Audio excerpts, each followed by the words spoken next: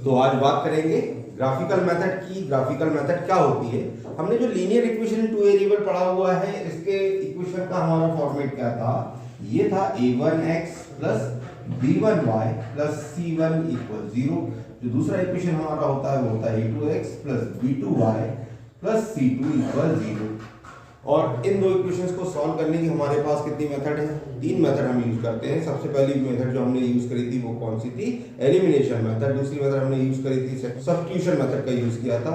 और एक मेथड हमने और यूज कर रही थी जो कि थी क्रॉस मल्टीप्लिकेशन मेथड, जो कि इस साल रिड्यूस सिलेबस के कारण नहीं आ रही। और जो चौथी मेथड हमारी है वो कौन सी? Graphical method. मतलब ये जो हमारे जो इक्वेशन दिए हुए हैं, ये दोनों इक्वेशन आपको पता है कैसे होते हैं? लाइन के इक्वेशन होते हैं। और हमने लाइन की कंडीशन को समझा था। देखिए, अगर ऐसा हो सकता है कि दो लाइन इस तरीके से एक दूसरे को क्रॉस करें, इन्हें हम क्या कहेंगे? Intersecting lines. यानी कि हम सॉल्यूशन के फॉर्म में कहते हैं तो क्या होता है? Unique solution. जब दो लाइंस एक दूसरे को क्रॉस करती है तो उसे हम कहते हैं इंटरसेक्टिंग लाइंस, या सॉल्यूशन कैसा होता है? यूनिक। अब ये भी हो सकता है कि दोनों लाइंस क्या हो? इस तरीके से चली जाए, मतलब ये दोनों लाइंस क्या हो? एक दूसरे को कहीं भी इंटरसेक्ट ना करें। यानी जैसे हमने देखा है, रेल की पटरियों को देखा है।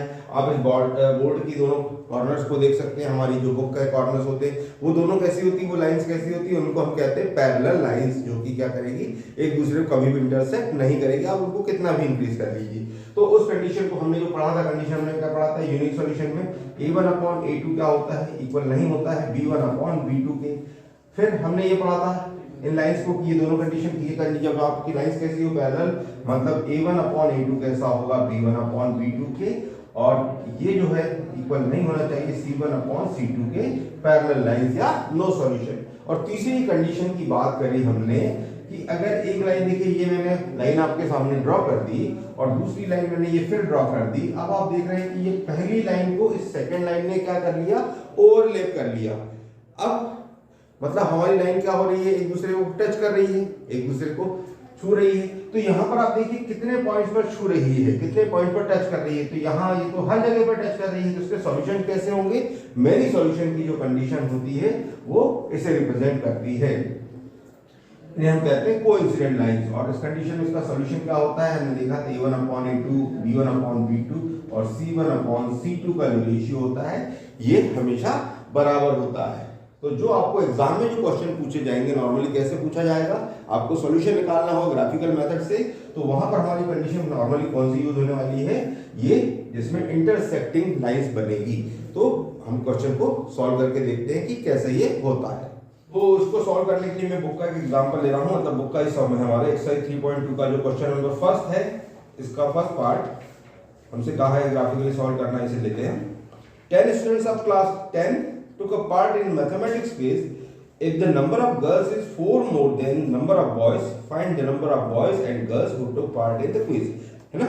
इसको हमें ग्राफिकली सॉल्व करना है। तो पहले कंडीशन को समझे। हमसे क्या कहा है? 10 students of class 10 took part in mathematics quiz। अब यहाँ पर हमारे को क्या कहा है कि गर्ल्स और बॉयज हैं। कितनी गर्ल्स है कितने बॉयज हमें नहीं मालूम। तो यहाँ पर आप मान लीजिए कि नंबर ऑफ बॉयज कितने हो गए? क्योंकि गर्ल बॉयज हमारे पास हो गए यहाँ पर x और गर्ल्स हमने मान ली यहाँ पर कितनी है? y। तो जो कंडीशन बनी उस कंडीशन के अकॉर्डिंग क्या होगा कि दोनों का टोटल कितना हो गया? ये 10 बच्चे तो गए थे पिकनिक, है ना? मैथमेटिक्स क्विज गए थे भाई, पिकनिक नहीं गए थे। तो कितने स्टूडेंट थे? 10 स्टूडेंट थे, बॉयज एंड गर्ल्स।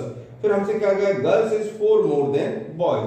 जो सेकेंड कंडीशन में हमसे बुक वाले मामा जी क्या बोल रहे हैं कि जो गर्ल्स है y जो है वो कैसी है? बॉय से 4 ज्यादा है, मतलब x से 4 ज्यादा। तो एक कंडीशन हमारे पास ये हुई। इसे भी हमें, मतलब एक कंडीशन ये हुई और एक कंडीशन ये हुई। इन दोनों की हेल्प से हमको इसे ग्राफिकली रिप्रेजेंट करना है, ग्राफिकली से शो करेंगे कि कैसा ये होगा। तो चलिए हम इस पहले वाली कंडीशन को लेते हैं। देखिए क्या करना है। इसे हमने दे दिया इक्वेशन नंबर 1, इसे दे दिया इक्वेशन नंबर 2। तो इक्वेशन 1 का यूज कर रहा हूं मैं। किसी भी एक वेरिएबल को आप सबसे पहले क्या करेंगे? ट्रांसपोज करेंगे। आप चाहे तो x को ट्रांसपोज कर दें, चाहे तो आप y को ट्रांसपोज कर दें, जो आपको अच्छा लगे। यहाँ पर मैं लिख दे रहा हूँ कि भाई मैं यहाँ भी क्या कर रहा हूँ? x को ट्रांसपोज कर रहा हूँ। तो इसे मैं लिख सकता हूँ y = 10 - x। ये आपके सामने मैंने इक्वेशन नया बना दिया। अब आपको क्या करना है, x की कुछ वैल्यूज मन से रखनी है, ये वैल्यूज आप मन से रखेंगे और y की कुछ डिफरेंट वैल्यूज को आपको मिलेगी। तो सपोज आप करते हैं यहाँ पर अगर आप x की वैल्यू रख देते हैं 5, तो y की वैल्यू क्या होगी 10 माइनस 5, मतलब ये भी होगी हमारे पास 5। अगर मैं x की वैल्यू को 4 रखूं तो y की वैल्यू क्या मिलेगी 10 माइनस 4 यानी कि 6। अब ये हुए हमारे पास दो सॉल्यूशन। ऐसे ही आप दूसरा इक्वेशन ले लीजिए। जो दूसरा इक्वेशन था ये था, इस फॉर्म में था हमारे पास y equal x plus 4, already variable हमारा ट्रांसपोज है। अब यहां पर आप ले लेंगे सेम कंडीशन, किसी भी एक वेरिएबल को आप वेरिएबल तो ऑलरेडी ट्रांसपोज है। अब आप क्या करेंगे, यहाँ पर x की कुछ डिफरेंट वैल्यूज को रखेंगे और y की डिफरेंट वैल्यूज हमें मिलती जाएगी। सपोज आप यहाँ रख रहे हैं x इक्वल 2, तो y की वैल्यू क्या होगी 2 प्लस 4 मतलब कितनी हो गई 6। अगर आपने यहाँ रख दी x की वैल्यू कितनी 3, तो y की वैल्यू क्या होगी 3 प्लस 4 यानी कि 7। तो ये वैल्यूज हमारे पास मिल गई। अब आपको ये ध्यान रखना है, आप बना रहे हैं लाइन, और किसी भी लाइन को बनाने के लिए मिनिमम कितने पॉइंट चाहिए, हमें 2 पॉइंट्स लेने हैं। तो 2 पॉइंट से हम लाइन ड्रॉ कर सकते हैं, लेकिन आपको क्या करना है सभी स्टूडेंट्स को, तो 3 से 4 पॉइंट आपको लेना है। क्यों लेना है, चीज को समझिए। देखिए सपोज कि एक पॉइंट आपका ये आता है, दूसरा पॉइंट अगर आपने यहाँ बना दिया और तीसरा पॉइंट आपने निकाला और वो कहाँ पर आता है कि यहाँ पर आ गया। अब आप समझ रहे हैं कि जब आप इनको ज्वाइन करेंगे तो ये लाइन तो नहीं बन रही। इट मीन्स आपका कोई ना कोई पॉइंट गलत निकला है, आप उससे दोबारा पॉइंट्स को सभी को चेक करेंगे, है ना। अब आप सपोज कीजिए आपने ये 2 ही पॉइंट निकाले, लाइन आपकी इस तरीके से, जबकि ऐसी लाइन जाना थी, आपने ये पॉइंट गलत निकाला है तो आप इस तरफ चल डाइवर्ट हो गए। तो इस कंडीशन के लिए आपको क्या करना है, कम से कम 3 पॉइंट लेने हैं जो कि एक लाइन में आपको मिलेंगे, इससे आपकी लाइन सीधी बनेगी। तो आपको 3 पॉइंट लेना है। मैं यहाँ पर ये 2 पॉइंट ले रहा हूँ। अब इसकी हेल्प से हम बनाएंगे यहाँ पर लाइन। चलिए एक बॉक्स में लिख लेते हैं हम। अब देखिए पहला हमारा इक्वेशन जो था, इससे हमने पॉइंट क्या निकाले, हमने y x की वैल्यू रखी 5, y की 5, x की 4, y की 6। तो आप इस तरीके से x और y लिख लीजिए। x की वैल्यू 4 रखी, आपको मिली y की 6, x की वैल्यू 5 रखी, y की वैल्यू भी आपको मिली 5। कौन सी लाइन का इक्वेशन था ये पहली लाइन का इक्वेशन था हमारा, जिसका इक्वेशन था x + y = 10। दूसरा इसे भी आप लिख लें। तो यहाँ पॉइंट हमारे क्या क्या आए थे, हमने क्या रखा था, x की वैल्यू 2 रखी थी, y की वैल्यू मिल गई थी हमें 6, x की वैल्यू 3 रखी थी, तो y की वैल्यू मिली हमें 7। अब देखिए ये पॉइंट जो हमने निकाले हैं, जरूरी नहीं है कि हम पॉइंट को सेम रखें, आप डिफरेंट पॉइंट रख सकते हैं, आप डिफरेंट मतलब वैल्यूज डिफरेंट रख सकते हैं।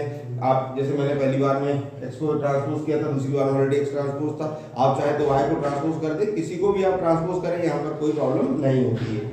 चलिए ये आपने पॉइंट निकाले, अब बनाएंगे कार्टेशियन प्लेन। ये हमारी लाइंस हो गई, ये हो गया हमारी y एक्सिस, ये हो गई x एक्सिस, ये हो गया हमारा ओरिजिन। ओरिजिन के राइट साइड के नंबर्स हमारे कैसे होते हैं, पॉजिटिव होते हैं। 1 2 3 4 5 6 7 8, और इस तरफ चले तो माइनस। नेगेटिव नंबर्स हम नहीं बना रहे हैं, क्योंकि ये तो आपको मालूम ही है कि आंसर माइनस में तो आएगा नहीं, क्योंकि स्टूडेंट्स माइनस में तो नहीं हो सकते ना।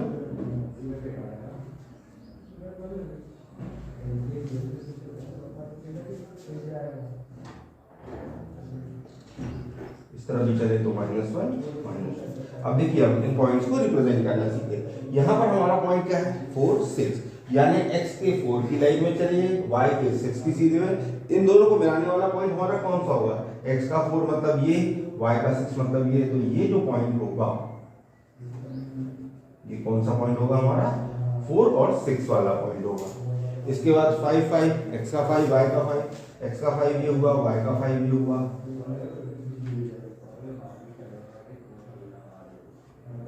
इन दोनों को ज्वाइन करके लाइन ड्रॉ कर दीजिए, वो इस तरीके से जाएगी। इसके ऊपर आप इक्वेशन लिख दीजिए x + y = 10। अब सेकेंड लाइन की बात करें, सेकेंड लाइन हमारे पास में क्या थी, ये थी हमारी y = x + 4। तो आपने रखी x की वैल्यू 2, y की वैल्यू कितनी मिली 6। x का 2 रखने पर y का 6 मतलब ये पॉइंट कहाँ होगा, यहाँ होगा। x का 3 y का 7, x का 3 y का 7 कहाँ होगा, यहाँ होगा।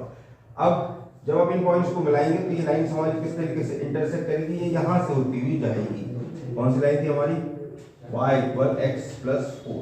तो आप देख रहे हैं कि ये दोनों लाइन का जो इंटरसेक्टिंग पॉइंट है, देखिए x की 3 की सीध में, y के 7 की सीध में, ये पॉइंट हमारे पास आएगा। मतलब यहाँ पर हमें दिखाई दे रहा है कि x equal 3 and y equal 7। तो ये हमारा सॉल्यूशन हमें किससे मिल रहा है, ग्राफ से मिल रहा है। आपको ग्राफ पेपर पर ये पॉइंट बहुत ही क्लियर मिलेंगे। तो यहाँ पर x की सीध में 3 और y की सीध में 7, तो यानी हमारा आंसर क्या होगा, x इक्वल 3 और y इक्वल 7। हमने बॉयज कितने लिए थे, x लिए थे, मतलब नंबर ऑफ बॉयज कितने हो गए 3 और नंबर ऑफ गर्ल्स कितनी हो गई 7। तो ये थी हमारी ग्राफिकल मेथड। आई होप कि आपको ग्राफिकल मेथड अब समझ आ गई होगी। अगर आपको ग्राफिकल मेथड अच्छे समझ में आ गई है तो इस वीडियो को लाइक जरूर करें, दोस्तों के साथ शेयर करें, चैनल को सब्सक्राइब जरूर करें। Thank you.